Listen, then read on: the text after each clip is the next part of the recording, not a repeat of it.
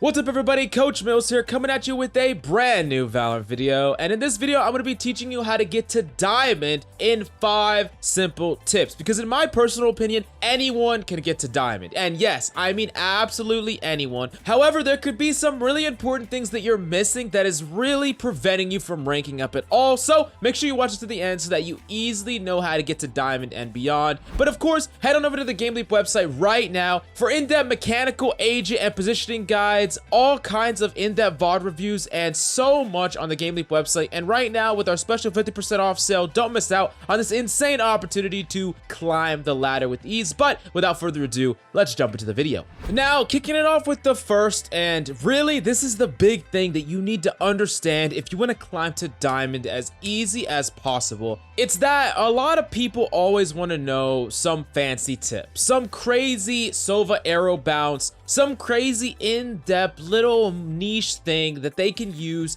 to basically catch the enemies off guard and get some value here or there. Now, yes, I'm not saying that some of these really complex things can't give you percentage points that will add up to maybe eventually you winning games that you wouldn't have, but they are small percentage points, very, very small difference makers over fundamentals that will always consistently carry you. This isn't some anime. You don't learn one little thing and then all of a sudden you're freaking cracked out of your mind. I really find it that far too many people are just like researching all these really minute things, and they always want to learn these minute things with having fundamentals that are just all over the place. Inconsistent gunplay, the inability to stay calm and collected when engaging in duels, lack of traditional ability use. Like, I'm not even talking about advanced stuff. I'm just saying they don't even have the basics down, and they're trying to like get crafty with how they're using their shock darts and recon arrows and flashes or whatever the case may be, and they're not even using it at its default level even that well. Now, I'm not telling you to never learn these insane fancy tips. In fact, we have a ton of them on the GameLeap website, links down below,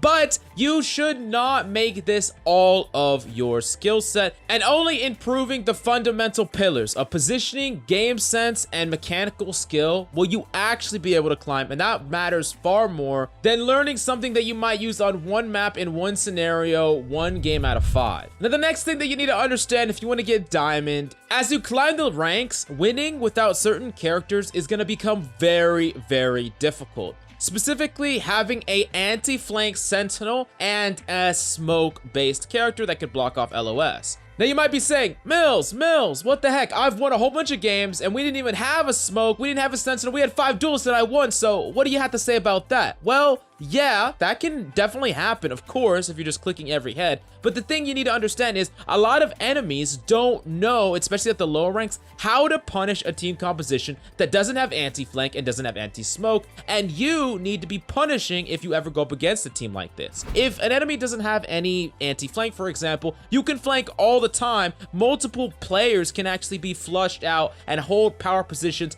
throughout a flank and throughout a lurk, and enemies, if they ever rotate, they're just going to get caught off guard. You're going to be able to flank them, and they're going to always have to be watching it, and it just sets them up in a really bad scenario. If they have no smokes, you can hold angles with ops on defense, and it's very, very difficult for them to beat. They're going to have a lot harder time pushing onto a site because they just can't hold these longer angles, so you could have people perched up in these longer angles and just get some free value, even with something like a Vandal just holding ADS. So basically what I'm saying is you need to, 1, try to fill when you can, but don't fill to what you cannot, and this is really important. I would still much rather you play a character you actually know how to play than just play like a smoke character and not know what to smoke, where to smoke, or play like a sentinel character, not know where to put your trips, not know where to put your camera. That is not going to do anyone any good, so it's far better to play a character you actually know. But if you can at least fill to some of these characters that can fill some of the vital roles in team play, then you're going to give yourself such a better time or a better chance of winning. And if you know how to punish teams that don't have anti-flank and anti-smoke,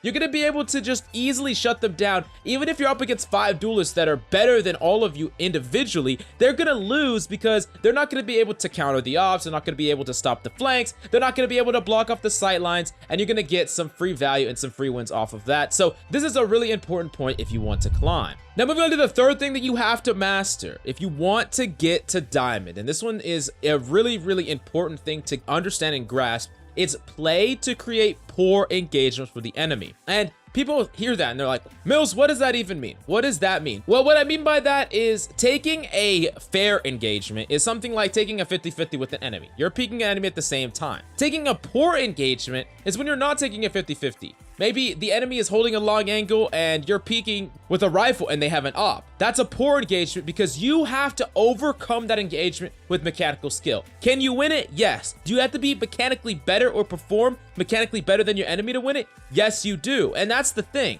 If you can set up engagements that you actually can have less mechanical skill than the enemy and still win the matchup, that is the best way that you could be playing, because you can't always be clicking the head. You can't always turn the corner and one tap someone with the Vandal and hope that they miss, of course, because if they play it well too, you're gonna lose. So essentially what I'm telling you is you don't have to be taking these 50% or less matchups all the time, and players do that all over the place where they're challenging enemies outside of their effective range. They're challenging enemies when their position's already known. These are all different scenarios, and there are ways to flip it around, and it depends on your scenario, right? So like, for example, if you want to put the ball into the enemy's court, doing things like tapping the spike can be extremely powerful, especially if LOS is blocked off, so enemies have to give away their position. Now, just by knowing an enemy's position can fundamentally change your crosshair placement, and then a matchup that could have been poor, because it's automatically a poor matchup if you don't know where the enemy is and they know where you are, because if you're not aiming at the proper place when you engage an enemy, you're gonna have to flick and they don't have to, and they can kill you really easily, right? But let's say you tap it and they spray, now you know where they are. Now you change that poor engagement to a fair engagement. And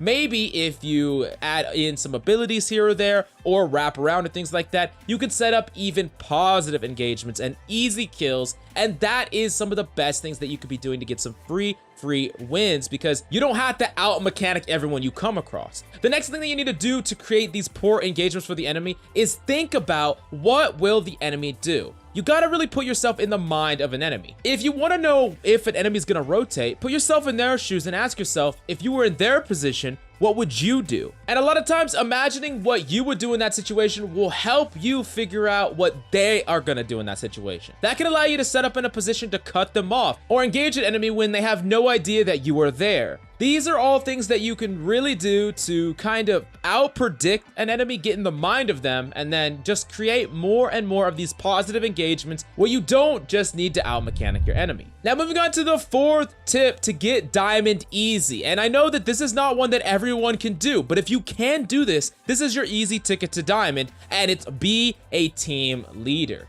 Now, what I mean by that is not micromanaging everyone and telling them where to step and how to walk and how to aim. I'm just telling you to generally take on some or part of the roles of an IGL or in-game leader. Now, at first, what this is at a primary level is just giving decent comms. Calling information enemy knows, calling things like someone's heaven, calling things like, hey, this person's weak, this person has this much damage on them, and pinging the spike and things like that. That's at a basic level, but at a secondary level, it's talking about, hey, this Omen ops mid, let's smoke this off and let's go here. Or, hey, let's play a default here, let's rotate here. These are things that you can talk to your team, and keeping the flow of communication between you and your teammates is so vital, because how many times have you gotten in a game and no one talks? You don't say anything, but neither does anyone else. No one talks, no one talks, no one talks. And either you just lose the game because no one's talking, or the first thing out of someone's mouth is instantly toxic. Now, you don't want that, because that's the instant way to lose, man. So you need to be talking to your team, maintaining a positive attitude, really leading by example, and that is the best way to actually make your team play at a much higher tier. The difference, honestly, between one person that is active in comms, positive, and helping the team have like some sort of direction can be the difference between winning like 3, 4, 5 rounds and even the entire game. So please try to incorporate this into your game. And I know not everyone can be a team leader. Not everyone is extroverted enough to do this. However, you can always at least give some decent comms, and you can always try to be a positive influence into your team, because mentality is a big thing, and people get tilted, people play bad, and if you start flaming them or let other people flame them, it's all just going to go downhill from there, and there's just no way you're going to win. Now, moving on to the fifth and final thing that you need to do if you want to climb to diamond. And this one's going to be pretty hard, and I know I'm already going to get those dislikes smashed, but you got to take personal responsibility for mistakes and losses. I know it's really easy to blame your 1 in 10 jet for throwing your game. And yes, I know that it can be incredibly frustrating when players seem to just not be playing well, or they're just all over the place in your game and it seems like they're the reason for your loss. However, there are always times and scenarios where your impact could go above and beyond. You see, Valorant, unlike a lot of team-based games, and I mean a lot of them, like League of Legends, Overwatch, there is like a stack of team-based games where if you have a couple of players that are not playing well, it is impossible to carry. Well, Valorant is not like that. Yes, it can be difficult, but it's possible. I'm sure you've gone up against players that have just single-handedly shifted the momentum of an entire game based on how many heads they click. Now, I'm not saying that you have to do that every game. However, what I am saying is every time you die for free, don't get a kill, mess up a play, fail a clutch, look at what you did right and wrong and ask yourself, what could I have done better to actually win? Is there anything that I could have changed? Could I have maybe positioned a little bit better? Should I have maybe rotated to the next site? Always think about what could I have done better next time. Don't just allow yourself to lose game after game after game and say, if I would have got better teammates, I would have won that. If I would have got better teammates, I would have won that. But guess what?